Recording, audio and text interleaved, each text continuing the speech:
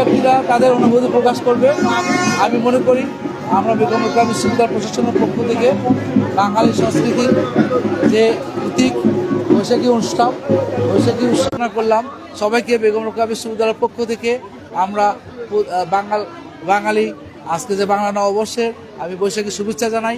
আশা করি আমাদের পুরাতনকে জরাজীর্ণ দিয়ে নতুনের পথ ধরব। বর্তমান নতুন সরকার এই প্রথমবারের মতো তারা এই বৈশাখী উদযাপনের মাধ্যমে তাদের পুরাতন জরাজীর্ণকে বিসর্জন দিয়ে নতুন উদ্যম বর্তমান মানুষের চাহিদাকে পূরণ করা যে প্রত্যয় ব্যক্ত করেছেন সেটা যাতে তারা করতে পারে সে আশাবাদ ব্যক্ত করছি।